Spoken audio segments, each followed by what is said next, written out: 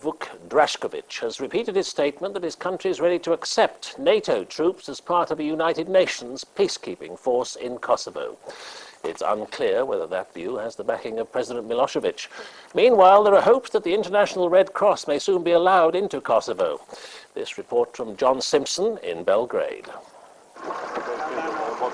As the destruction continues, Cornelio Somoruga, head of the International Red Cross, was finally allowed to come here and see it for himself. He was taken to Novi Sad, where all 3 bridges over the Danube have now been destroyed. His visit to President Milosevic comes at a moment when some people here think they detect signs of movement in the deadlock. One such sign came in their meeting when President Milosevic invited the Red Cross to return to Kosovo. Mr. Somoruga was also allowed briefly to meet the 3 American prisoners captured nearly 4 weeks ago. He did little more than shake hands and greet them, but at least it's a start. It was not possible to have a full-fledged ICRC visit in conformity with the provisions of the 3rd Geneva Convention. And there is movement here politically after 34 days of bombing which united the country. Vuk Drašković, the vice premier, used to be President Milosevic's most outspoken enemy until he accepted a job in the government. Now, rightly or wrongly, he senses that Mr. Milosevic is planning a major climb down. And he's come out in the open as a critic, perhaps even an opponent of the president, calling on the government to stop lying to the people. Another opposition leader from the Social Democracy Party is demanding the president's resignation. These are the first cracks in Yugoslavia's unanimity. But while the bombing continues, there's not much other than gloom and grief here. Today, they buried 7 of the people who were killed when NATO struck the main television station on Friday. Cameraman, several picture editors, a couple of security men, a program editor, a makeup lady. 3 more bodies have now been found in the rubble. There'll be more funerals to come. John Simpson, BBC News, Belgrade. And within the past hour, there have been more political developments in Belgrade. John Simpson is on the phone now. John, what can you tell us?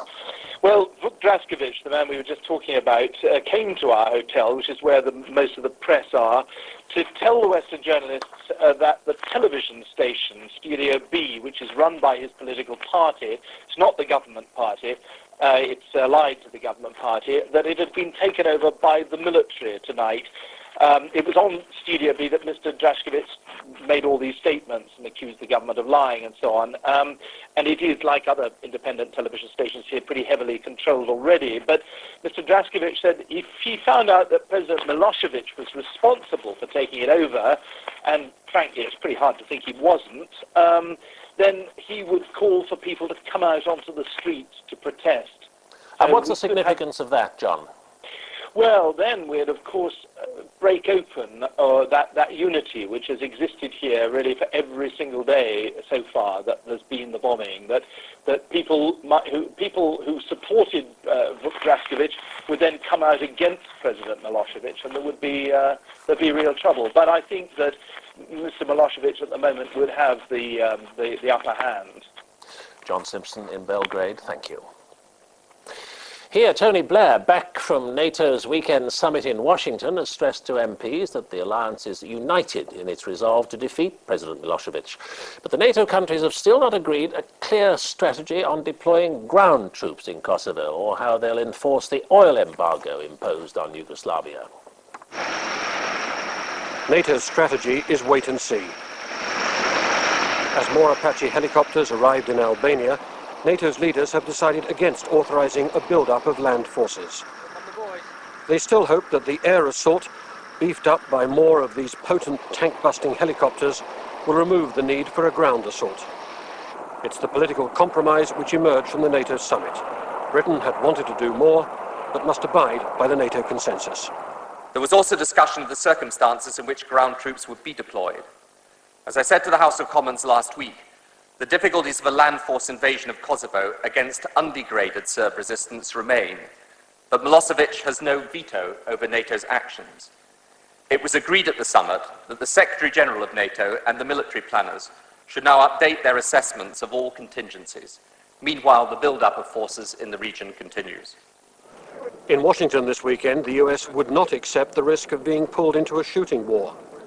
But other doubters have been overcome, and the summit, 19 strong, agreed that it would insist on full Serb withdrawal from Kosovo. It also wants an oil blockade, but isn't sure how to go about it. If a NATO vessel hails a captain of another ship going that way and says, we'd like to visit, and that captain says, no, no thank you, what action can NATO take? Well, again, I don't want to comment yet on the details because it's premature. I have to give this answer. It's the only honest one I can give at the moment. We don't yet have the initial concept of operations from the military authorities. NATO has run embargoes in the past, but that was with the authority of the UN.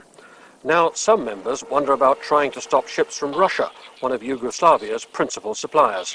Nobody's sure of their reaction. It's a pretty dangerous situation because if Russia decides not to stop oil shipments, I'm absolutely sure that Russian ships will not allow NATO ships to check what is on board.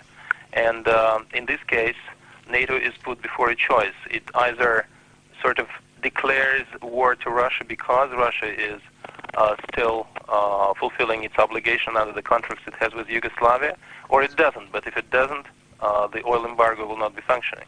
But the British Defence Secretary hinted on television here yesterday that Russian diplomats who attended the NATO summit and politicians have hinted very strongly that they won't provoke a confrontation of this kind. So these dangers that you're talking about, they were saying, are not going to arise.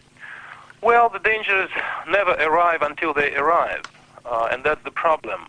In Russia, the situation is extremely precarious. There is a big fight going on over what Russia should do over Yugoslavia, and there is a big pressure on the government that Russia gives some assistance to Yugoslavia.